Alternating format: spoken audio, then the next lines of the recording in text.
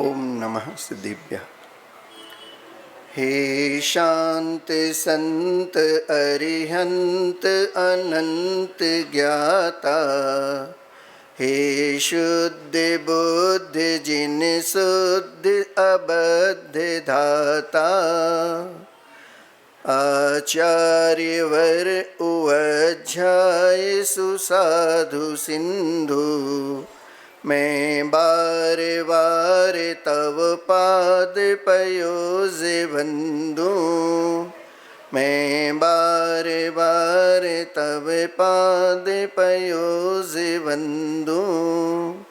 अनंत अनंत शुद्ध परमिष्टि भगवंतों की, देवादिदेव श्री आदिनाथ भगवान की, संत श्रोमणी आचार्य भगवंत गुरुदेव श्री विद्यासागर जी महामुनि राज्य की, आचार्य परमेष्टि गुरुदेव श्री समय सागर जी महामुनि राज्य की, ज्येष्ठ मुनिराज श्री वनम सागर जी महामुनि राज्य की, पूज्य मुनिवर श्री निसर्ग सागर जी आदि 3 कम 9 कोटि महामुनि राजाओं की, उज्जैनी तपोभूमि की,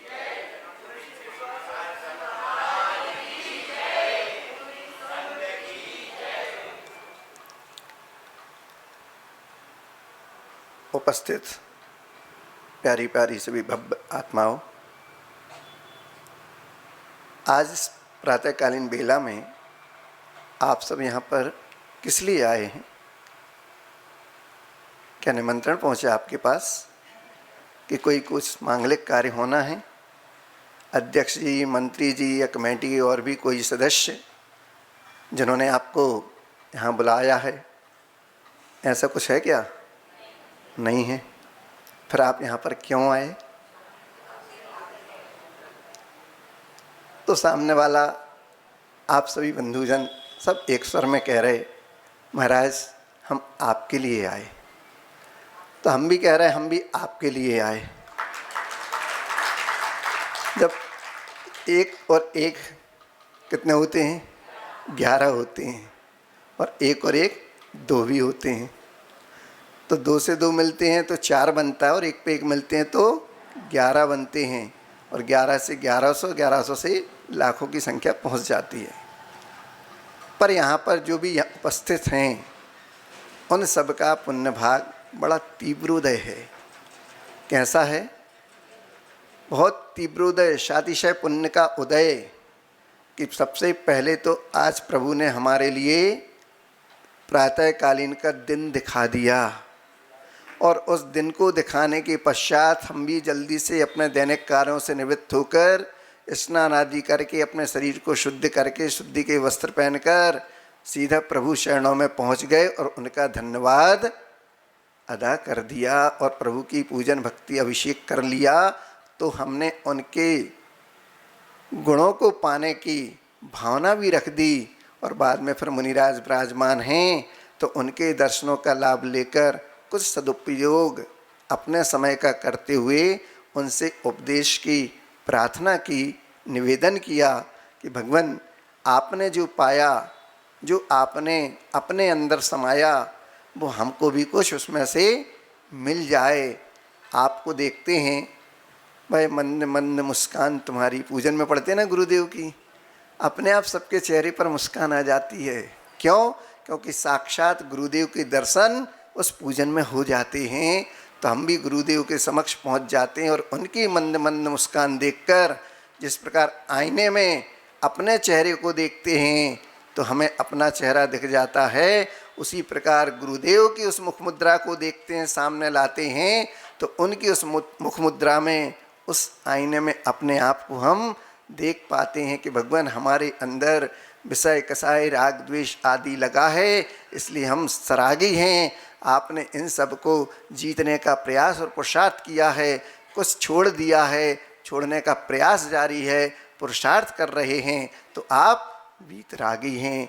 असल में तो वीतराग कहाँ पे होता है? तो उपरिल गुण स्थानों में मिलता है, लेकिन फिर भी जो रास्ता है, भले मोक्ष नहीं है लेकिन मोक्ष का रास्ता है, जो चल रहे हैं वही वर्तमान में हमारे शास्ता हैं।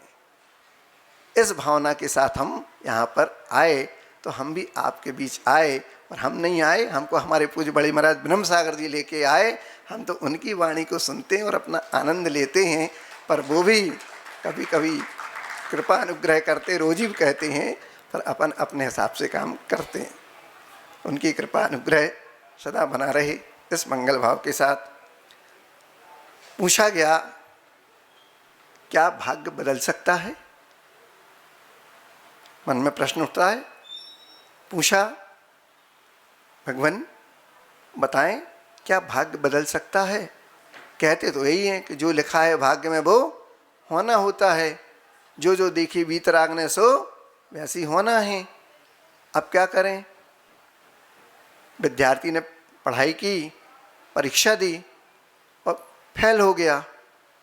भगवान ने तो यही देखा, 1 साल हुआ, 2 साल हुआ, लगातार 2-3 साल ऐसा हो गया उसके साथ।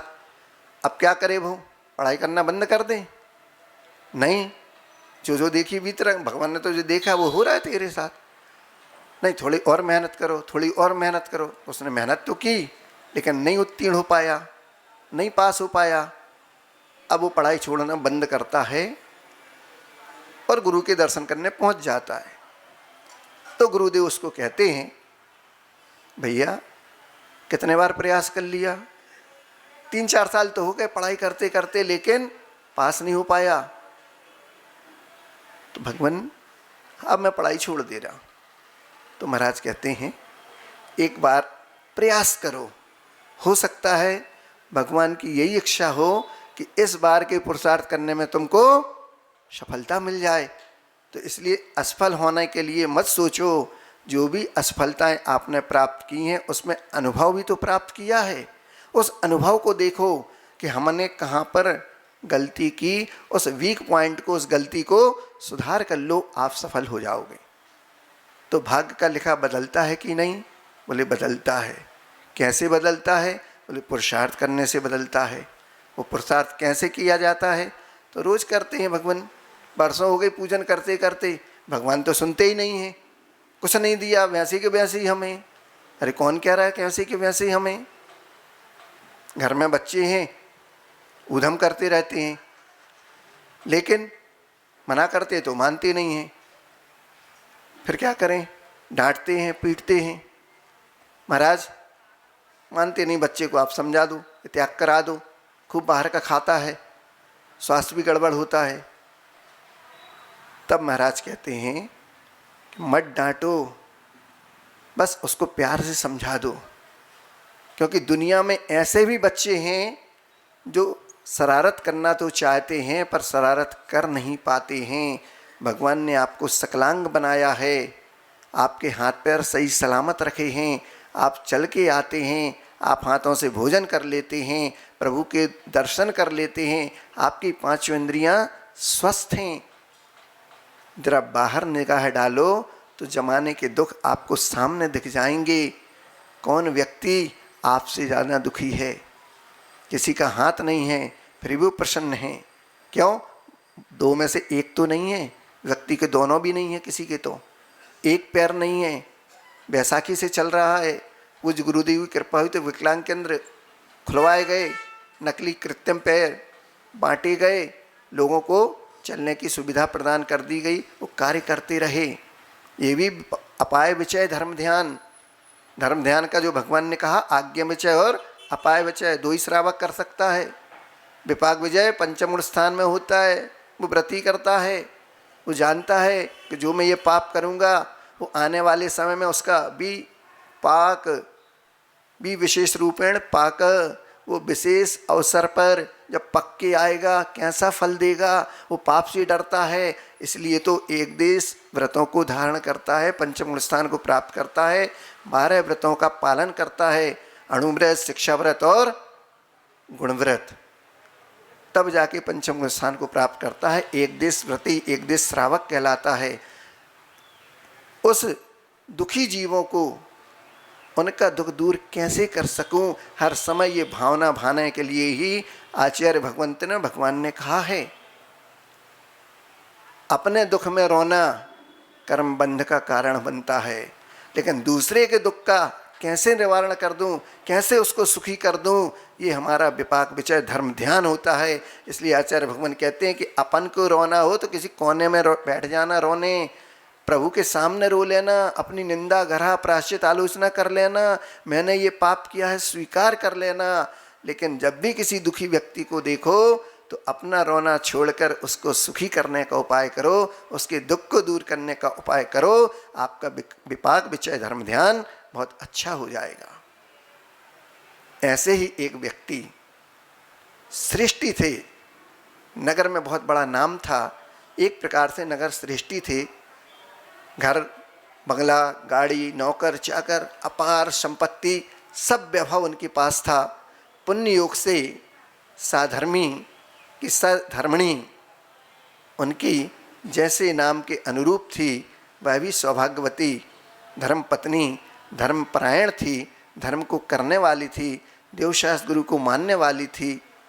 वह हमेशा सबका भला सोचती थी, लेकिन फिर भी जब अकेली होती थी तो मन में चेहरे पर चिंता की रेखाएं आ जाती थीं।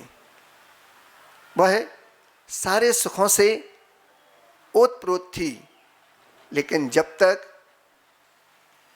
तक घर में किसी की किलकारी ना गूंजे तब तक वो घर जैसा नहीं लगता।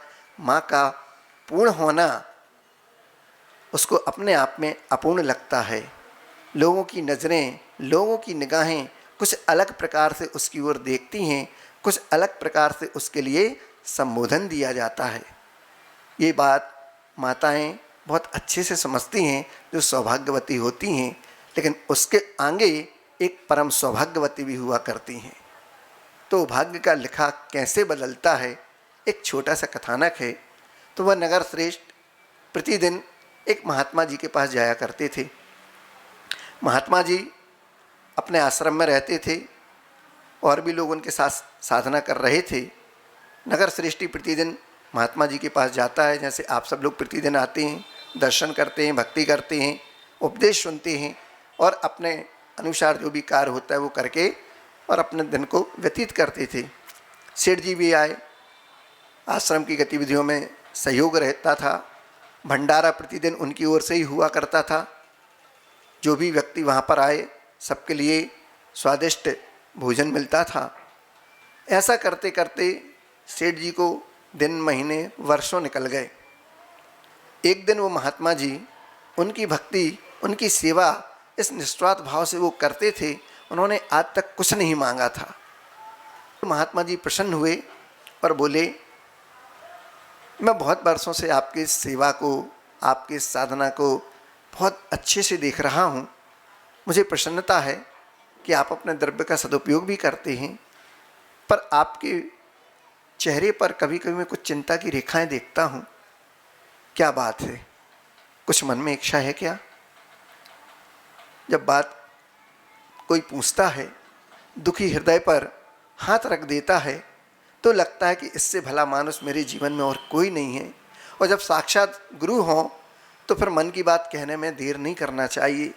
लेकिन संकोच भी होता है कि अपने सांसारिक भाव की कैसे गुरुओं के पास रख दूं।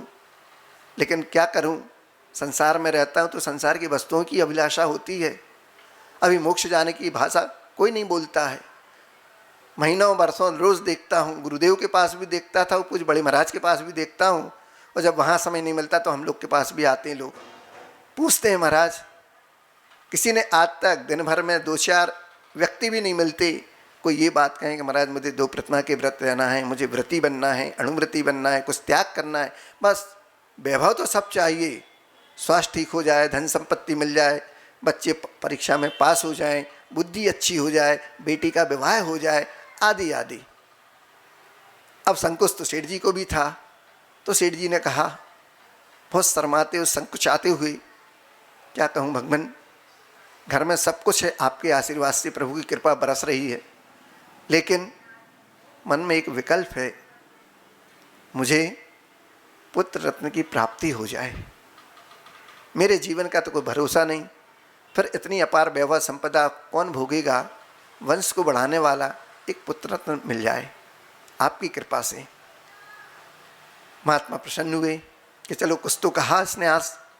बोले ठीक है, मैं ध्यान लगाता हूँ, देखता हूँ। उन्होंने ध्यान लगाया, ध्यान में उसकी भावना भाई प्रभु से प्रार्थना करी तो देखा कि इसके योग में पुत्र योग तो है ही नहीं।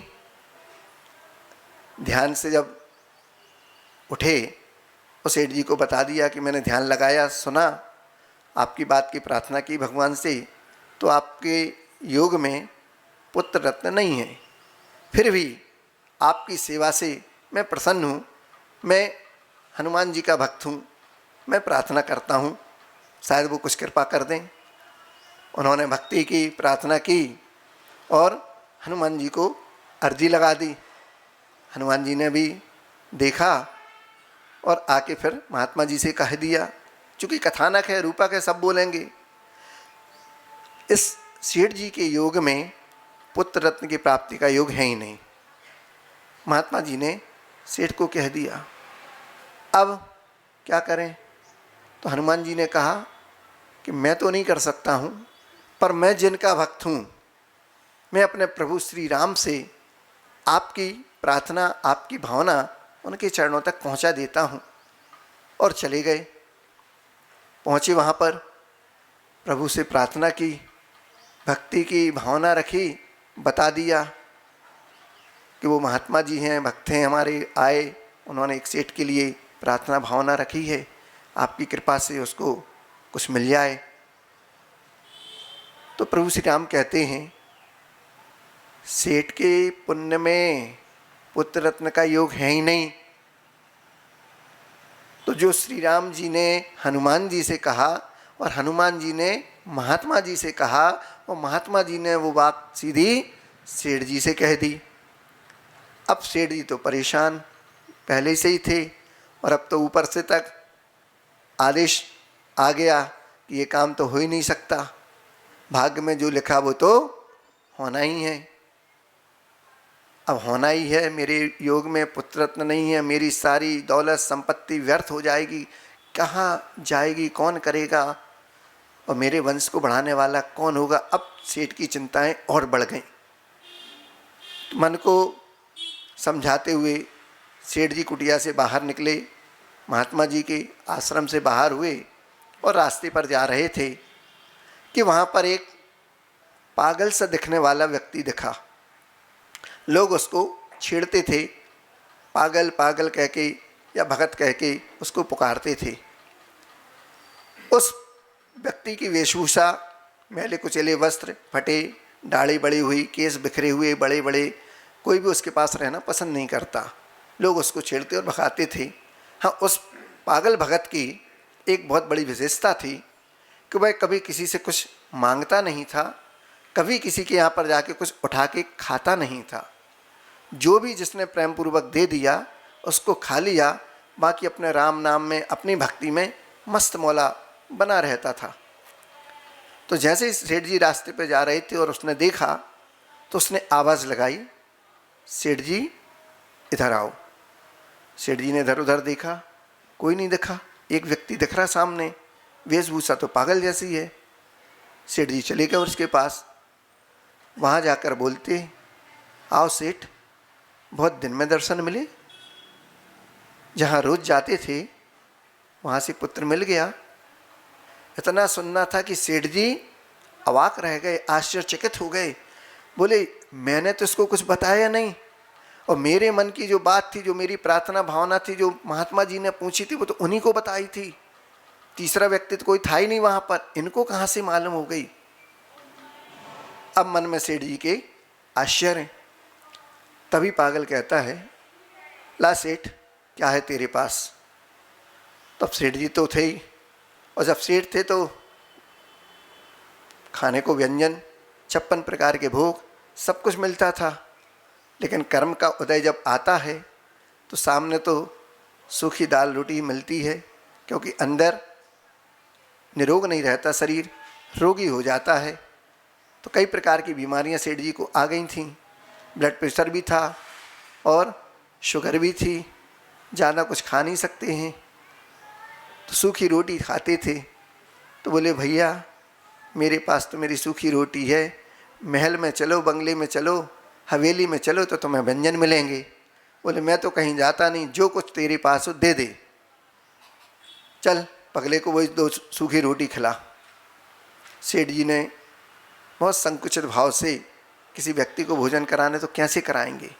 जैसे प्रतिदिन माताएं ले तो लो महाराज, ले लीजिए महाराज, छोटी से लेके बड़ी तक सारी माताएं हम लोगों को कितने स्नेह प्रेम भाव से खिलाती हैं।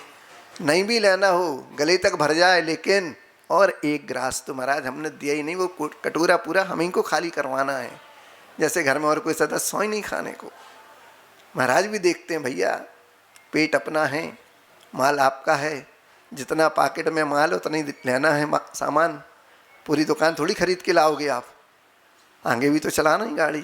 तो मुस्कुराते धीरे धीरे हाँ हाँ सांत्वना देते हुए काम चलाते हैं। गुरुदेव यही कहते थे कि डीजल है गाड़ी में डालते हो, ऐसे ही बैलगाड़ी में ऑर्गन डालते हो, काम चल गया, गाड़ी में आवाज़ नहीं आए, आवश्यक हो गए, ध्यान सामायिक हो गई, प्रतिक्रमण हो गया, अपना दिन बहुत अच्छा हो गया, तो गाड़ी में डालो और थोड़ा सा वेतन देके निकाल लो काम को। सेठ जी ने दिए, पागल व्यक्ति ने, उस भगत ने 2 रोटी बड़ी प्रेम से खाई और कहा जा राम के नाम से तुझे 2 पुत्र दिए। इतना सुनना था कि सेठ जी बहुत प्रसन्न हो गए। चलो किसी ने तो मेरी दुख की रख को सांत्वना दी। वहाँ पर तो महात्मा जी ने कह दिया तेरे भाग्य में तो पुण्य में पुत्र योग है ही नहीं। हनुमान जी के भगत इतने बड़े, उसके बाद भी हनुमान जी ने भी कह दिया तेरे पुण्य योग में पुत्र है ही नहीं। वो भी इतने वैभव के साथ भक्ति करते हैं प्रभु श्री राम की, और प्रभु श्री राम जी ने भी मुझ अभागा जानकर मना कर दिया कि इसके भाग में तो पुत्र योग है ही नहीं। चलो कम से कम ये पगला है भिखारी, किसी ने तो मेरी भाव को समझा और कह दिया जा तुझे राम के नाम से 2 पुत्र दिए। समय गुजरता गया, दिन महीने वर्ष निकल गया, और 1 वर्ष के पश्चात उस हवेली में खुशियां ही खुशियां आ गईं और उस सेठ के यहाँ पर 2 पुत्र रत्न की प्राप्ति हो गई। अब बात यहाँ पर प्रारंभ होती है। जब सेठ जी प्रसन्नता के साथ थाल भरकर मेवा मिष्ठान के साथ और द्रव्य के साथ आश्रम जाते हैं गाजे बाजे के साथ, तो पूरे नगरवासी उस नज़ारे को देखने सेठ जी के साथ आश्रम जाते हैं। क्या हो गया, महात्मा ने ऐसी कौन सी कृपा कर दी, क्योंकि आश्रम जा रहे थे। जब आप भी आते अगवानी करने नगाड़े बजाते हुए महाराज जी की, विमान जी की आदि जो शोभा यात्रा निकालते, स्वागत करते, तो नगर के लोग सब देखते रहते, शामिल भी हो जाते आपके साथ, उसमें भी कुछ पुण्य लाभ मिल जाए। ऐसा करते करते वो वहाँ तक पहुँचे, आश्रम में पहुँचे तो महात्मा जी भी उत्सुक थे क्या है। तब जाके देखा, चरणों में प्रणाम किया, बोले आपने कहा था कि भाग का लिखा तो नहीं बदल सकता है, लेकिन आपकी कृपा से ही मेरे भाग्य का बदलना हो गया, मेरे भाग्य ने पलटा खाया। आपने कहा मेरे जीवन में पुत्र योग नहीं, मुझे 1 नहीं 2 पुत्र की प्राप्ति हुई। बोले मैंने कुछ नहीं किया, मैं तो हनुमान जी का भक्त हूँ। हनुमान जी को अर्जी लगा दी, हनुमान जी ने भी कह दिया मैंने कुछ नहीं किया, मैंने भी प्रभु श्री राम की भक्ति की, उनकी भक्ति के प्रसाद से हुआ। राम जी भी कहते भैया मैंने कुछ नहीं किया। क्यों? मैंने तो कहा ही था उसके पुण्य योग में पुत्र रत्न की प्राप्ति है ही नहीं।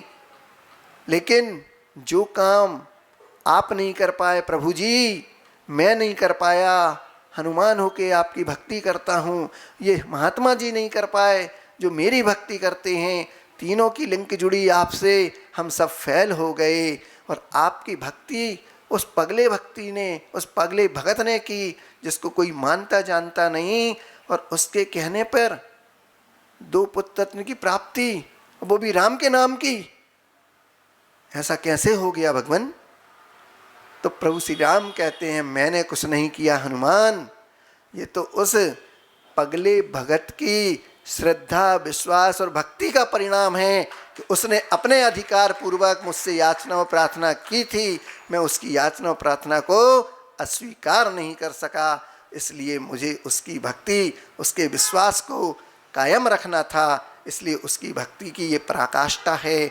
उसने उस 2 रोटी के बदले 2 पुत्र रत्न का आशीर्वाद श्री राम के नाम का दिया है। श्री राम के नाम वर्तमान में पंचम काल है, कलयुग है, भगवान से बड़ा भगवान का नाम हुआ करता है। ये शिक्षा हमें इस छोटी सी कहानी से लेना है। प्रभु भक्ति में ऐसे लीन होना है कि चाहे श्री राम जब वनवास से बाहर वापस लौटे तो उनके लिए तो दीपक जल सकते हैं, दिए जलते हैं, दीपावली मनाते हैं। जैनेतरों में तो यही कथानक आता है। आपके लिए तो निर्वाण लाडू होता है। प्रभु महावीर भगवान सुबह मोक्ष पधारे थे और शाम को गौतम स्वामी जी को केवल ज्ञान हुआ था। उसकी याद में आप दीपावली मनाते हैं, दीप मालिकाएँ सजाते हैं। और जैनेतरों में तो अयोध्या में उस दिन श्री राम वनवास से वापस लौटे थे, उस याद में वो दीपावली मनाते हैं, दीप मालिकाएँ सजाते हैं। तो वनवास से वापस लौटने पर श्री राम के लिए तो दिए जलते हैं, लेकिन सीता माता के लिए तो हमेशा लांछन ही लगे हैं, अपवाद ही हुआ है। लेकिन उन्होंने भी अपनी उस भक्ति, उस श्रद्धा और विश्वास के बल पर ही उस अग्नि परीक्षा को भी स्वीकार किया है और सबके जगत के सामने अपने सतीत्व की रक्षा करते हुए सामने दिखा दिया है। उस सतीत्व के कारण प्रभु श्री राम भी सीता जी की उस अग्नि परीक्षा लेने के बाद प्रायश्चित के लिए तैयार हुए थे। तभी उस नारी की, उस अग्नि परीक्षा की, उस सीता माता की जगत में जय जयकार हुई। श्री राम बाद में बोला जाता है, सीताराम पहले बोला जाता है। ये श्रद्धा, ये भक्ति की पराकाष्ठा है। अगर मैं इसमें 100% सफल हो गई, फिर वापस लौट के महल में नहीं जाऊंगी और जाकर जिन धर्म को, उस पताका को आगे फहराती है, वहाँ पर कुछ और है, अपने यहाँ पर कुछ और है। पृथ्वीमती माता जी के पास जाके वो दीक्षा लेकर अपने जीवन का कल्याण करती है। उसी प्रकार से बहुत से कथानक ऐसे होते हैं जिनको बुढ़िया की लुटिया उसी श्रद्धा और विश्वास के बल पर, जहाँ बड़े बड़े घड़े नहीं काम कर पाए, वहाँ पर उस छोटी सी बुढ़िया माता की लुटिया गजब कर गई। पूरा गंदोदक बाहुबली भगवान के कमर के ऊपर रह जाता था, घड़ों घड़ों का पानी नहीं नीचे आता था। उस बुढ़िया की लुटिया ने ये गजब कर दिया कि जल की धारा सीधी बहती चली गई। वो ही सबरी माँ इंतजार में रह गई, कब आएंगे प्रभु श्री राम। झाड़ू बुहारी सब करती, फूलों से सजाती सब करती, आएंगे मेरे राम, पैरों में कांटा न लग जाए। खिलाऊं क्या, खट्टे बेर नहीं, इसलिए चक चक कर मीठे बेर रखे प्रभु राम को। उस भक्ति में ही उस श्री राम ने उस सबरी माँ के जूठे बेर खाए थे। उसी राम के नाम के पत्थर को, जो आपने रामायण में देखा है, लिखकर पानी में तरा दिए। और जब श्री राम ने खुद अपना नाम लिखकर पत्थर तराया तो हनुमान नाचने लगे, कूदने लगे, बोले मैंने देख लिया, मैंने जान लिया। श्री राम जी शर्मा गए, उनको भी कुछ अपना नेत्र नीचे करने पड़े, लज्जा आ गई।